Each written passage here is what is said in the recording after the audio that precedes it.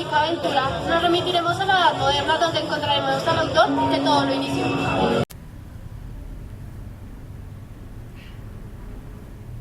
La Edad Moderna fue un momento de disidencia con la religión, por lo que empezó a surgir una revolución científica, ya que varios autores empezaron a estudiar las ciencias naturales y la naturaleza humana, como lo fue Descartes. Aunque tenía cierta tendencia teológica, este autor filósofo y matemático se interesó en explicar la naturaleza humana y propuso la existencia de dos tipos de conducta.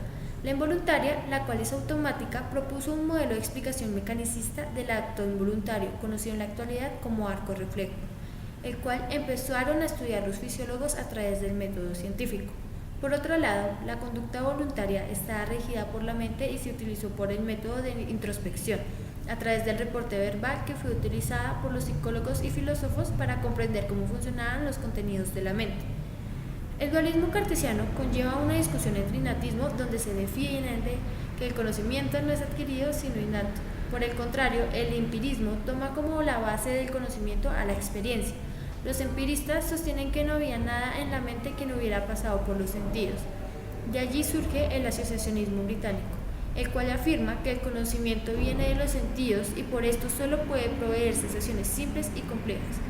Sin embargo, se genera una crítica importante a los empiristas, de cómo pueden explicar el comportamiento complejo por sensaciones simples, a lo que respondieron por medio de las asociaciones. Partiendo de los principios asociacionistas de Aristóteles, semejanza, contraste y contigüidad, el cual es el más importante. Si dos o más sensaciones son sentidas al mismo tiempo con suficiente frecuencia, una sola puede evocar el recuerdo de la otra. A pesar que la contigüidad ya era aceptada, surgieron varias preguntas, como ¿cuántas veces deben ser experimentadas juntas para ser asociadas? ¿Y hay algunas sensaciones que tengan mayor probabilidad de quedar asociadas si se presentan varias simultáneamente o quedan todas por igual? Aquí es donde entra Thomas Brown. Él intentó dar la respuesta formulando 9 leyes a las que denominó leyes secundarias de la asociación. Adicionalmente, Ebbinghaus estaba interesado en estudiar las relaciones cuantitativas implicadas con estas leyes. De este modo, utiliza las sílabas sin sentidos para su investigación, encontrando que la cantidad de tiempo ahorrado en el reaprendizaje disminuye en función del distanciamiento de la lista original. Asimismo, se impulsó el desarrollo en el estudio de la mente, promoviendo la psicología como ciencia experimental. Algunos de estos fueron el estudio de la cualidad, intensidad y su relación con el mundo físico. Surge una disputa teórica entre asociacionistas y reflexólogos, aunque ambos se interesan por el comportamiento complejo y concuerdan de que es el resultado de la combinación de elementos simples. Los asociacionistas consideran que la conducta compleja es voluntaria y es influenciada por la experiencia. Es decir, estos elementos son sensaciones o ideas simples y la combinación están formadas en una idea compleja que realiza en la mente. Los reflexólogos dicen que la conducta compleja es mecánica y afectada por el ambiente, que estos elementos son reflejos simples. Como se ha mencionado anteriormente, los métodos de investigación de la mente y del cuerpo han estado separados radicalmente después de Descartes. Por un lado, los asociacionistas británicos y los psicólogos experimentales alemanes estudiaban la mente del hombre por medio de la introspección. Por otro lado, los fisiólogos estudiaban el cuerpo por medio del método semejante al que utilizaba por las ciencias físicas. Y es aquí donde nos concentraremos. Ivan Sechnov, reflexólogo que se interesaba por explicar los actos voluntarios en un marco amplio de actos involuntarios, intentó explicar cómo los procesos mecánicos son modificados por el ambiente, sin tener éxito en explicar la conducta animal. Quien replanteó y lo modificó fue Pavlov, quien permitió entender que existen reflejos que pueden quedar sobre el control de otros estímulos y que los mecanismos del reflejo no resultan ser suficientes para explicar las adaptaciones del organismo al medio. ¿Pero quién puta es Pavlov? Pavlov fue un fisiólogo ruso que se encaminó en un problema: ¿cómo es que la experiencia podía alterar la acción de las glándulas? Él estaba estudiando las glándulas salivales en un perro, las cuales se activan antes de que éste se le diera el alimento, pero esto no ocurrió la primera vez. Fue allí donde descubrió dos tipos de reflejo, los innatos y los aprendidos, donde los reflejos innatos los llamó reflejos incondicionados y a los aprendidos reflejos condicionados. Después logra comprender que un estímulo neutro es capaz de generar una respuesta similar a un estímulo incondicionado. A esto llamó condicionamiento clásico, el cual consta de un estímulo incondicionado que genera una respuesta condicionada, y este se parea con un estímulo neutro, que por medio de más pareamientos con el estímulo incondicionado genera una respuesta similar, solo que a esta la llamaremos respuesta condicionada, puesto que es producto de un estímulo neutro. En un ensayo donde solo ocurre este, entonces se convertirá en un estímulo condicionado por la respuesta que genera. El condicionamiento clásico se puede ver afectado por múltiples variables, las cuales son los programas de pareamiento como lo son huella, demora corta, demora larga, simultáneo y retroactivo, además de la experiencia previa, inhibición latente, bloqueo, precondicionamiento sensorial, ensombrecimiento, preexperimental y condicionamiento de segundo orden, características de los estímulos, intervalos entre ensayos, contingencias, contigüidad. A su vez, Pavlov fue pionero al mencionar la noción de reforzamiento en sus trabajos, refiriéndose a este como volver a imprimir fuerza a algo que ya la tiene en sí mismo. En este orden de ideas, Pablo se podría encontrar en un paradigma estructuralista, ya que se interesa por conocer al hombre en sus componentes y cómo estos se ensamblan.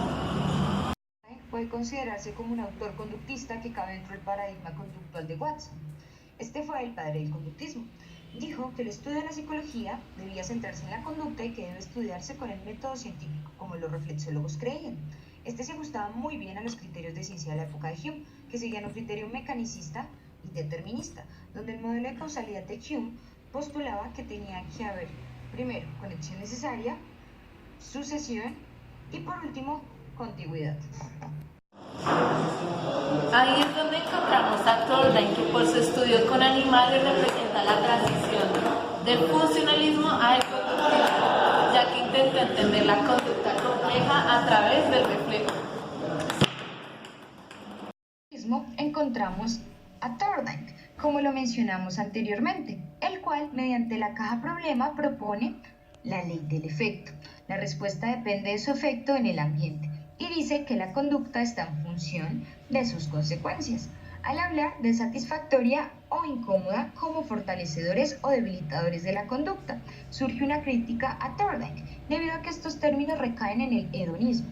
Decían que el placer y el dolor estaban situados en la conciencia, objeto de estudio del estructuralismo.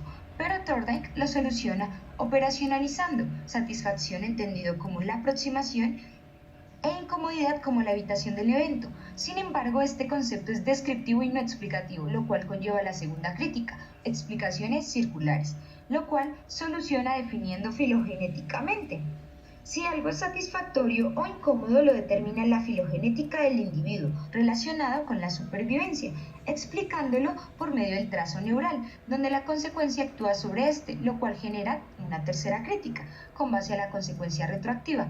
Así que él opta por reemplazarlo por la contigüidad, estableciendo que esta causa que la probabilidad de la respuesta sea más alta, porque en el pasado se presentó la consecuencia con el estímulo y la respuesta. Sea más alta, porque en el pasado se presentó la consecuencia con el estímulo y la respuesta. De este modo no le interesa explicar la primera respuesta, porque ya ocurrió. Sin embargo, le interesa explicar las siguientes respuestas y su probabilidad, de tal modo que lo que dirige la acción son los eventos pasados. Por otro lado, encontramos a Skinner. Aunque no leyó a Thorndike, habló de algo muy parecido. Skinner propone una caja operante en la que el sujeto está bajo un procedimiento de operante libre, en la cual las respuestas ya no eran más eventos discretos, sino que estaban agrupadas de acuerdo a su función, es decir, su consecuencia. Y hablar sobre clase de respuesta, topografías distintas, misma función. Skinner se aleja del modelo de Hume. Este propone la conexión necesaria, sucesión y contigüidad, el cual se adapta perfectamente al concepto de reflejo. Posteriormente, Skinner va a plantear un modelo funcional. Allí él no trataba de describir el reflejo, sino su relación con otros eventos, es decir, relaciones funcionales. Su medición se va a basar en la tasa de respuesta, la cual muestra una distribución de las respuestas a través del tiempo. Skinner saca el reflejo del contexto de la fisiología, pero considera que el reflejo sí debe ser objeto de estudio. Ya existían las leyes estáticas como lo son la latencia, fatiga y umbral, las cuales explicaban cuando el reflejo se fortalecía o debilitaba. Pero en un operante libre se presentaba variabilidad conductual, ya que el sujeto podía moverse sin restricciones. Entonces intenta encajar la variabilidad en el concepto de reflejo, pero que obedece a otras leyes, las leyes dinámicas. Y allí se dice que hay terceras variables que explican los cambios en la respuesta. Skinner plantea dos nuevos reflejos, reflejo tipo 1 con las leyes dinámicas, el cual habla de tipo de respuesta y condicionamiento operante, el cual es espontáneo, y el reflejo tipo 2 con las leyes estáticas, refiriéndose al tipo de estímulo y condicionamiento clásico, el cual es provocado. Skinner va a abandonar el reflejo ER y va a proponer la respuesta a consecuencia, por lo cual abandona un modelo mecanicista y va a plantear el modelo de la selección causal de las consecuencias, por lo cual va a decir que las cosas vivas no son máquinas, son biológicas. El comportamiento lo va a definir como un proceso, no puede ser inmovilizado para la observación. El relacionismo será la base filosófica para interpretar el conductismo radical. Esta se fundamenta en la relación organismo-ambiente y una codependencia entre respuesta y estímulo, oponiéndose al realismo, el cual dice que la respuesta ya existe, pero el estímulo da fuerza para que ocurra. Como expuesto anteriormente, se puede concluir ontológicamente que la idea de Skinner es relacional. Espera, pero epistemológicamente está ubicado en el paradigma molecular. Dentro del conductismo surgen dos paradigmas, que son molecular y molar. Ambos entienden la conducta como la relación entre organismo y ambiente. Por un lado, los moleculares se caracterizan por los eventos discretos, la contigüidad estricta entre estímulos, respuestas y consecuencias, y miden todo por la tasa de respuesta. La raíz de esto es el estructuralismo, que estudia todo por medio de las unidades que lo conforman. Es relevante mencionar autores como Pavlov y Watson. La contigüidad necesaria trae problemas de categorización, pues a veces los estímulos son respuestas y viceversa. Además del dilema interno y externo al usar explicaciones fisiológicas. Estos errores los soluciona el paradigma molar. Este rechaza las respuestas discretas, mide la conducta por su duración y las consecuencias no necesitan ser inmediatas. La raíz de este paradigma son los psicólogos de la Gestalt, quienes afirman que aquello que percibimos existe como un todo. Además, traen conceptos de paquetes conductuales que se componen por sus actividades. Por ejemplo, un castor para construir su presa debe ir a recolectar ramas, luego llevarlas a un lugar de construcción y empezar a posicionarlas.